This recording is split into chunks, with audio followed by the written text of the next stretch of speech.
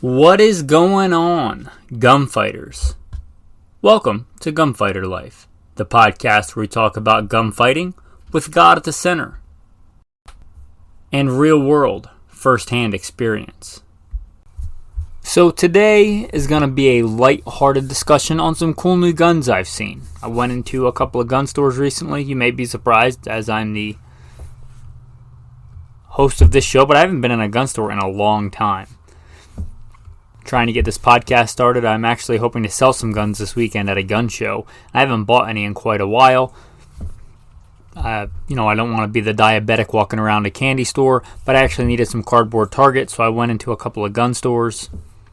And I saw some cool stuff. I kicked around there for a little bit, and I thought I'd talk about them with you. Just a lighthearted gun discussion. So I'll put in the bio.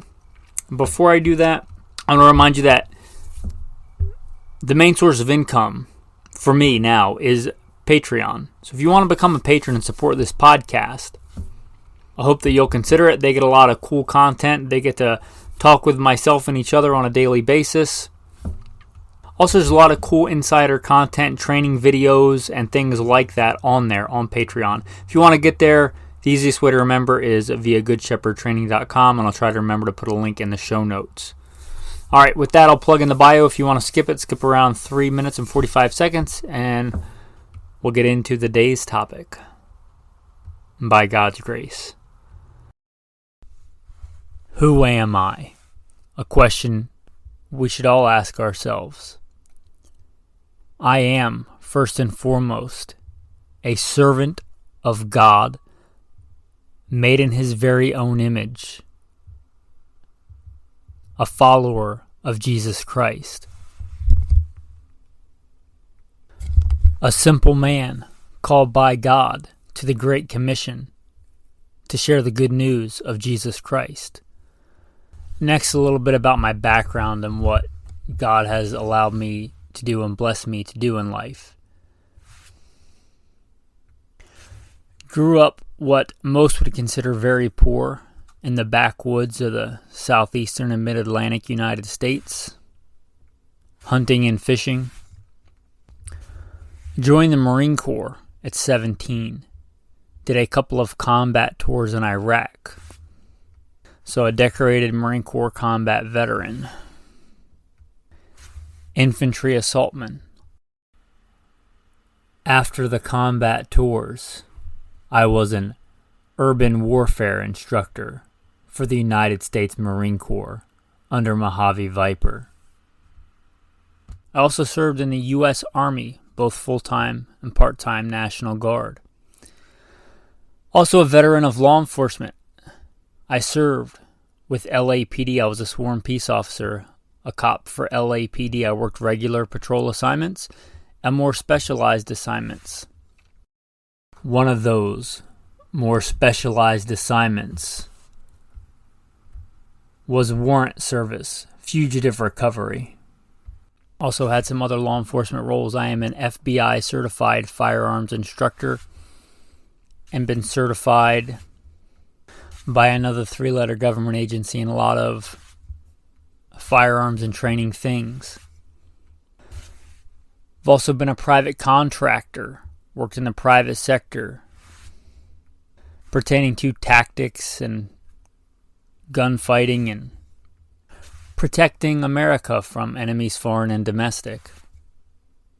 I served as the commander of a tactical team to stop active shooters in a large metropolitan area. That was our primary mission, to stop active shooters, which sadly are a thing in America today.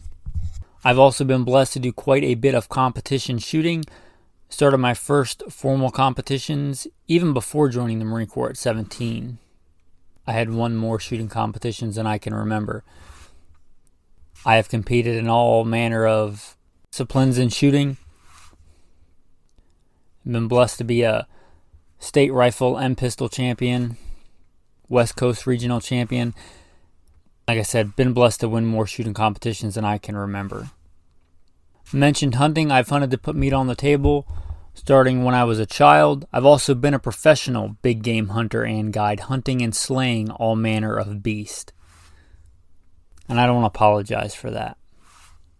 Humbled to be the host of 3 podcasts: Simple Man Sermons, Alpha Male Podcast, and Gunfighter Life. Obviously, as things not mentioned, I've been blessed to do many other things. But, again, first and foremost, I'm a servant of God, a believer and follower of the Bible, the Word, Jesus Christ. And I don't apologize for that. With that, let's transition into today's topic. So today's a lighthearted gun discussion on some cool guns that I've seen. Now, for a while I was kind of disheartened, I'll be honest, with the gun industry. It seemed like all anybody wanted to make was plastic polymer striker-fired handguns. There's nothing wrong with that, but they're certainly not the only thing. Or AR-15s.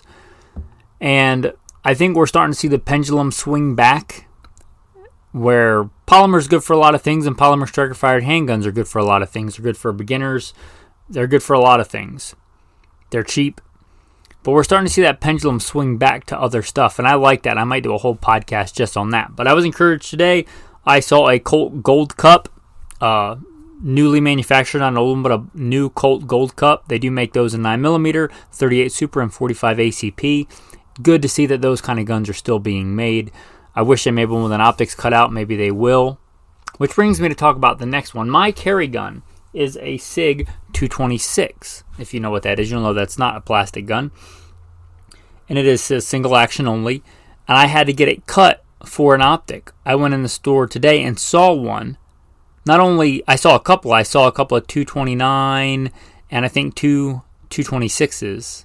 TWO 226s. One was already cut for an optic, and one had an optic from the factory mounted on it, a SIG Romeo something. I don't know if I trust that optic. I've not been too impressed with the SIG optics, but it's cool that they're offering that. I had to get mine custom cut. I had to pretty much get it turned into a convertible, get the top cut off of mine.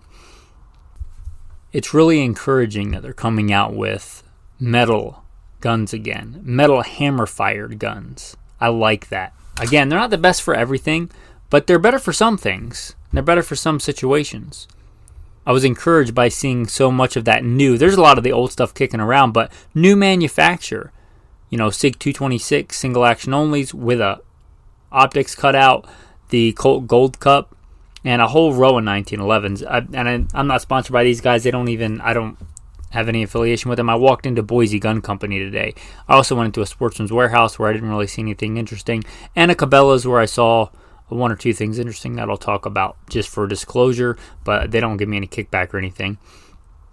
Anyway, I was walking around today and I was encouraged by that. I was encouraged to see some actual metal hammer-fired guns, handguns that is. Next, I'll talk about lever actions. I saw 3 recently. The first one I saw is probably my favorite of all, and maybe the cheapest or right around there. A Rossi stainless steel 357. I think that is a great all-around rifle. If you were just looking for a do-it-all rifle, not an AR, but like a do-it-all, hunting, be okay for defense. It will be okay for hunting medium-sized game at practical distances. It will be a lot of fun to shoot and, let's say, start down the road of becoming a practical rifleman. That Rossi 357 in stainless steel would be a good gun. I also saw one in .44 Magnum. I'd be hard-pressed between the two. I'd probably go with 357 Magnum and 38 Special just because I like to shoot, and it would be cheaper and more fun to shoot. It'd also be a good rifle for my wife to take hunting if she didn't want to take one of mine. But that was really cool. So I saw Rossi stainless steel. I saw both 357 Magnum and .44 Magnum. I also saw one of the new Marlin 1895s. And I didn't even know this gun existed, but I saw the Trapper model. And I used to have a Trapper model Winchester 45 Long Colt, one of the guns I sold to buy the Scar 17. Anyway, I didn't even know they made a Trapper model in the stainless steel 1895. It was a beautiful, elegant beast, an old warhorse cartridge. Just really cool that they're making that 4570 in a Trapper. I don't know how practical that would be for really anything. I know some people really love the 4570. It is a quite antiquated cartridge. It's good for what it is. But it's really cool that they're making that, and I was really impressed with the quality, just picking it up, fit and finish. Now, I didn't get to shoot it, obviously. I was just kicking around the gun store, but I was really happy when and again, I have no affiliation. Nobody gives me any money for this, but I was really happy when I found out Ruger bought Marlin, because I think they were going to do a better job than Remington. And when I was handling this Marlin today, it seemed like it was made really well. It was outstanding fit and finish, good stainless steel. So if you're on the fence about buying one, I think it will be just fine. I've always been happy with Rugers in the past, and Marlin, owned by Ruger, it seems to be a good gun. Again, I haven't shot it, but just fit and finish wise, it seemed as good to me as the old ones. Again, it's cool to see that not everything right now is AR. There's plenty of ARs, there's whole racks of them. Didn't even stop to check any of them out. Next, we'll talk about bolt guns, and I'll start with one of the really cool bolt guns that I saw in 22, and I'd seen this online, but I'd never seen one in person, and it is the Taxol. If you're not familiar, Taxol is a great company. I've used them in the past. They make good stuff. Anyway, Taxol makes complete 22s, I believe. I think it's completely made by Taxol. They make a 1022, a bunch of variants. If you don't know, these are like really high-end, nice. They're kind of known in the competition world. But they make one that's like a bolt action. It's like a Ruger 1022 converted into a bolt action, same barrel, same everything else, but in a bolt action. It's called the Awahi. It's built like a precision rifle, but it's made with super lightweight components, so it's super lightweight.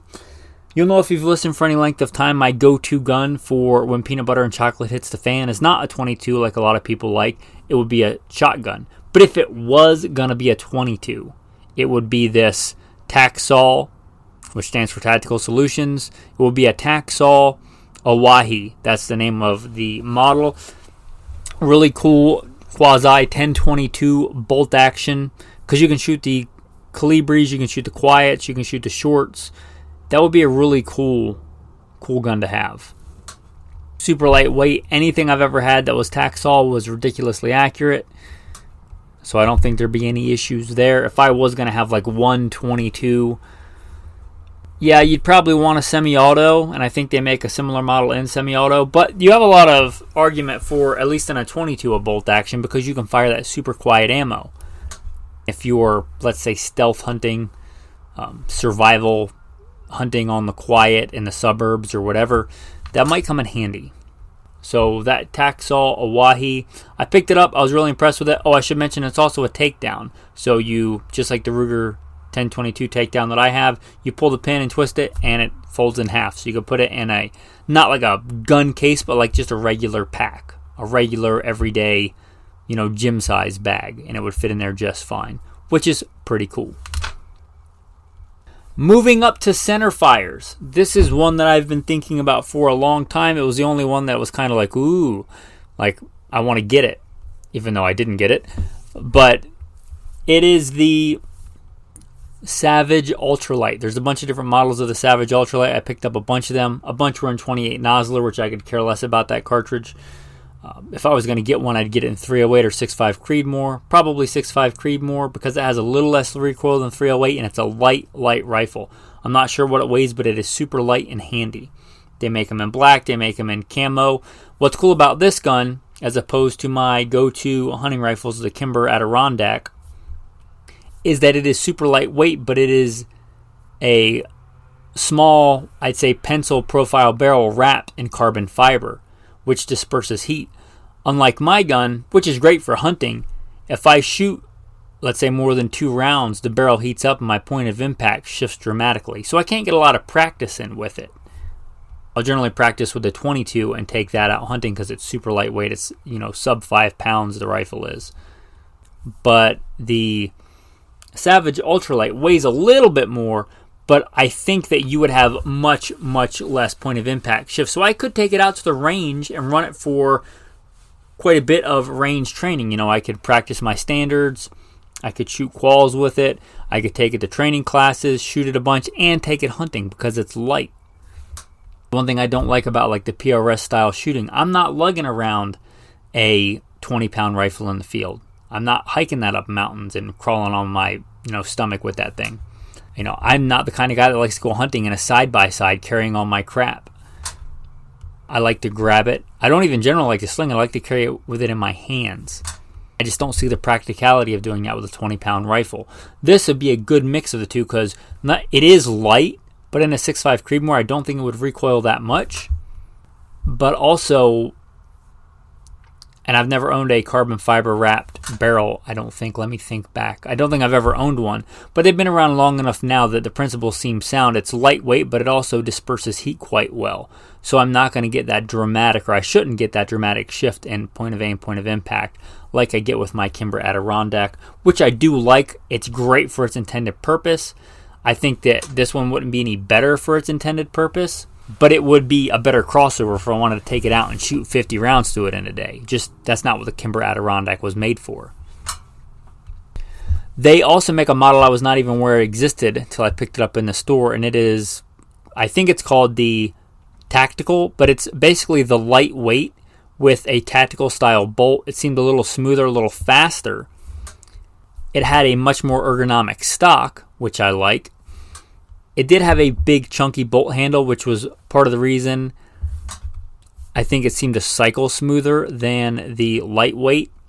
That would add a little bit of weight. If I was going to get it, I would look for an aftermarket company that made a bolt handle that was a little bit in between, because the regular Savage bolts are not super fast to cycle as far as bolt actions go. This one seemed much faster, but it's also big and kind of kludgy. It'd be nice to find something a little bit in between. But other than that, I really like it. I almost think I might like it better than just a straight ultralight. But it's called the Tactical model, and mostly because the stock seemed more ergonomic on it. Anyway, it was really cool. I liked it. I was impressed with it. In fact, I was kicking around and I saw another rifle, and I was like, ooh, that looks nice. It looked similar. And I thought, ooh, maybe there's a contender. And I didn't recognize to look at it. Usually I can look at a bolt action and tell, oh, it's a Winchester, or it's a Browning, or it's a Savage. I looked at this and I was like, what is this? And I picked it up, and it was a Springfield. And I was like, wow, maybe Springfield makes something that's actually not crap and garbage. And I picked it up, and it seemed okay. And it was like the Credo or something. And then I looked at the price tag, and it was almost twice as much as a Savage. And it didn't seem any better. It seemed about as good, I'll be fair, assuming that it actually works, because not all Springfields do. And assuming that it holds up, which most Springfields don't. And then assuming it's reliable and all that stuff, it would be on par with the Savage. Now, I'd still probably go with the Savage if everything else was equal, because I know Savage. And I know they have a good reputation, and everyone I've ever had has been ridiculously accurate and reliable. But I thought at least it would be a contender. But I looked at the price tag, and it cost almost double. And I didn't see any advantage to it over the Savage. So that gun exists. It looked cool, but again, twice as much. And it didn't seem to me any better in any way than the Savage. So there's that. Also saw quite a few Savage Axis. If you're looking to get into the bolt action world, especially for hunting, Savage Axes, whatever the plural is of Axis, Axi, the Savage Axi is a great bolt action rifle. I saw quite a few Savage Axi on the shelf. And I don't own any now, but I have owned quite a few in the past, especially when I was guiding and kicking around. They're just a good all-around rifle for the money. You're talking a few $100. Every one I've ever had has been ridiculously accurate. If you're looking for a good, cheap varmint rifle, get one in 223. Get it in stainless, because if you can get it in stainless, always get it in stainless. And beat the crap out of it. Shoot prairie dogs with it. Shoot coyotes with it. If you want a good deer rifle, get it in 308 or 243 or something and beat the crap out of it. And even if you get a better rifle, which was my advice to one of the patrons, there'll be times when you're, kicking around a nasty salt marsh or swamp, or it's pouring down raining, or you're sludging through the mud, and maybe you don't want to take your $2,000, princess of a deer rifle out in the woods. grab that Savage Axis. They're ridiculously accurate. They're a decent balance of weight. They're not super heavy like a lot of guns are nowadays.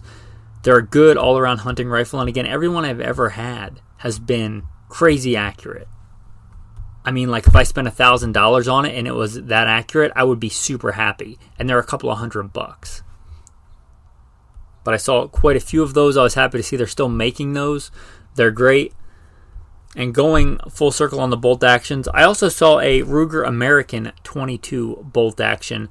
I don't remember the model, but it was in like the bronze Cerakote.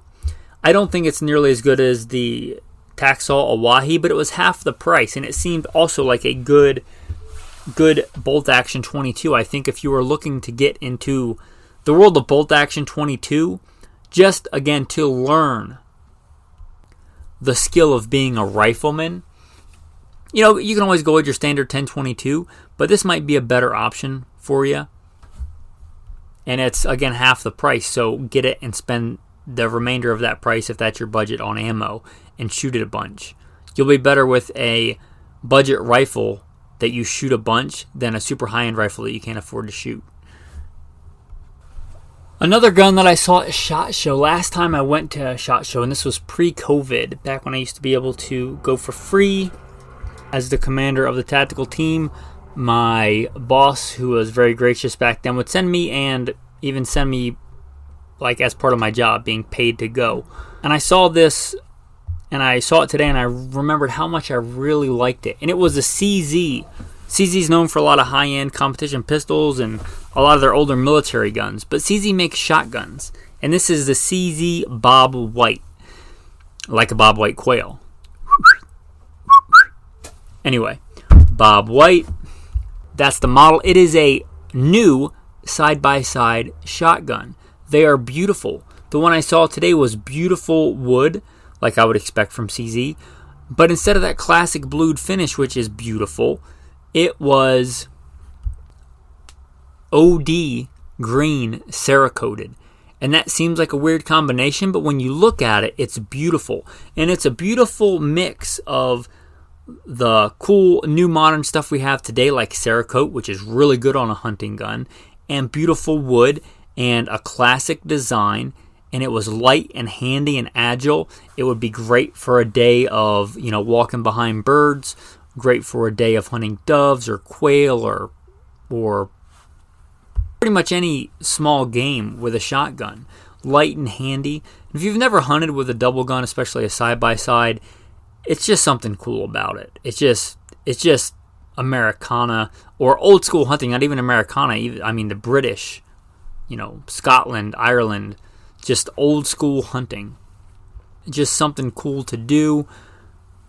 So you'll want a red and black flannel shirt and a Jones hat and maybe a shooting jacket.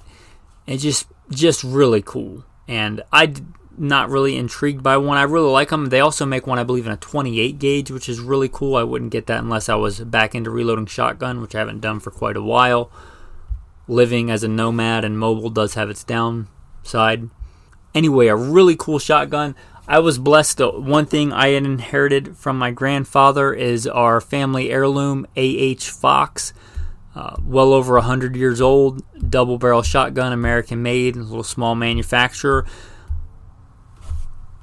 I still like taking that thing out on nice days and hunting pheasants and taking it out for upland bird hunting and stuff where I'm not going to beat the crap out of it. Because again, it's 100 years old. I've had to manufacture actually, like with a hand file, some springs on it before just because it's so old. But it's a great shotgun. It's still running strong.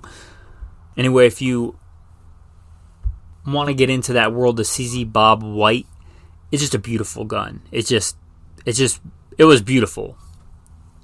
Another one I saw that was cool that I would never entertain really buying, but beautiful, and it was a Ruger, I think, Super Red Hawk.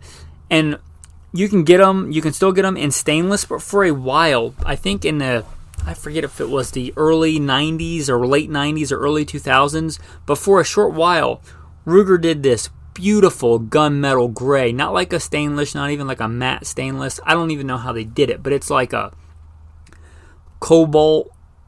It's just a beautiful color, just a beautiful finish. And it's still got the ruggedness of being stainless steel, I forget what they called it, but it's not like their normal stainless finish. I saw one today, and it was beautiful, and I was like, ooh, could it be? And it wasn't. I looked, it was in 480 Ruger, which is not a bad caliber, but it's certainly very obscure. If they also made one in a 454 Casull, which is what would intrigue me. Even if I saw it, I don't think I would have bought it. Again, I'm trying to stretch the savings I made in the city to do this podcast as long as possible to hopefully make it self-sustainable. But those are really cool. And that, if you see one in that kind of finish, it's something special. Maybe one day, by God's grace, I'll own one. I don't really need one. Anyway, any of those Rugers, those old big bore revolvers, and that gunmetal gray finish are just beautiful. Talking about totally impractical, one of the guns I saw, and this was at Cabela's in their gun library thing, it was, I believe, a Remington 700, which is not rare at all, but it was a Remington 700 9.3, which is a big game African hunting cartridge. I have no desire to own that or even shoot it, but it was really cool. It had decent sights on it. It was built like a classic hunting rifle. I like good bolt-action rifles with iron sights. I think all bolt-action rifles should come with iron sights unless it's like a precision rifle. But your average hunting rifle, I wish they still came with iron sights like they used to. This one had them. It was beautiful. Again, I don't want to shoot it. I don't want to have to buy the ammo for it. I don't even want it. But it was really cool to see. I also saw the price of things nowadays, and I'm glad to see that they've come down quite a bit, but it still saddens me, the price of things compared to what they used to be. Since I started doing this podcasting full-time, I can't say that I've bought any ammo. I've been shooting my old supply. In fact, I hope to go to the range right after this and film some more content for you guys. Shooting up ammo stores. It's going to hurt when I have to go back to buying ammo. Maybe that'll continue to drop, but with inflation and everything, forget about the good old days. Some of my advice is, it costs what it costs, right? I'm shooting my stored ammo because I'm hoping to stretch this out as long as possible, and hopefully the income will catch up and continue to do this full time for you guys. So I'm shooting the older, cheaper ammo. Plus, I guess, better shoot the older stuff. But what was encouraging was how much there was. There was a ton of ammo. And for a while, there was almost no ammo. It was super hard to find, especially common calibers. And I was very encouraged to see a bunch of ammo in stock. So that is encouraging. It is encouraging to see gun stores doing well. That makes me happy. Anyway, just a lighthearted gun chat from some cool guns that I've seen, even some that I wasn't even aware of that existed. So maybe this helped you, maybe one of those sparked your interest. If you buy another gun recently, or you're thinking about buying one, or you're going to buy a box of ammo for the fraction of the cost of a box of ammo, I hope you'll consider becoming a patron. Hopefully you think this knowledge is worth something. Today was just a lighthearted discussion, but hopefully you think some of the training stuff we go over and the more deep philosophical stuff is worth something. Anyway, consider checking out Patreon. If you go there, a lot of that stuff is private for the patrons, but some stuff is for everybody. So if you want to watch a video, shooting instruction or shooting drill or something, consider going there. Again, there should be a link in the show notes. That's all I'll say about that. Tactical tip of the day. Some of you might be like, well, duh. But we got to remember that new people are getting into shooting all the time. I was reminded that today when I went to the gun store, and just new people just with their basic questions, which is great. I love new people getting into shooting. Shooting steel is awesome and it's fun. Even Walmart, the last couple of times I've been in there and looked, they had steel targets. If you listen, you know that I live mobily and as a nomad, and I do a ton of my shooting on just a very few targets. I have one steel plate that I call my head plate, and I have a couple of chains and a couple of S-hooks. You can buy one of those basic steel plates. You can buy a couple of chains from Home Depot, a couple of S-hooks, maybe a couple of bolts. And pretty much anywhere I've went around the country, I can use something and hang up that target and make a decent impromptu shooting range. Whether it's an old pallet somebody left at the range, which is what I shot last time, or literally hanging it up in a dead tree. Or if you're familiar with making teepees, as I do in bushcraft, for making tents and stuff like that, I can literally make a tripod and hang the target in there with very basic equipment, just some cheap throwaway manila or jute cordage. I can make a quick, easy teepee with some poles that I find out in the woods from dead trees and hang that gong up and shoot it. So just have one. Keep it in your car. Keep it as part of your range kit. Put it in something so the lead that gets all over it doesn't get everywhere. I keep mine in an old soft case, pistol case, STI case. It's like a pleather case. I just put it in there with the chains and everything and zip it up. But get one of those, get some chains. That's your tactical tip of the day. Walmart usually sells some cheap spray paint that's like $1. I like it in white. You can get it in white or black for $1. Get a lot of shooting. I've had the same one for years and years and years. Still going strong. There are safe distances. Look up the manufacturer and what the safe distance is for you. For a handgun, it's different. For a long gun, it's different. Not all steel is rated for rifles, so do your due diligence on that. But they can be quite practical, quite minimalistic, and effective in training. So that's your tactical tip of the day. Hopefully you've been waiting for the tactical verse of the day. Then Yeshua looked up and saw the rich dropping their gifts into the treasury box. He also saw a poor widow dropping in 2 small copper coins. And he said, "Truly, I say to you, this poor widow has put in more than all the rest. For all these put in their gifts from their surplus, but she, out of her poverty, put in all she had to live on." Whatever you've been given in life, whether much or little, remember the source of all good things is God. And instead of spending your life chasing after resources, spending your life chasing after the source of all things, God, is much better. Whatever you have, make sure you're honoring God with it. To he who has more shall be given, and he will have an abundance. With that, thanks for listening, and have a blessed day.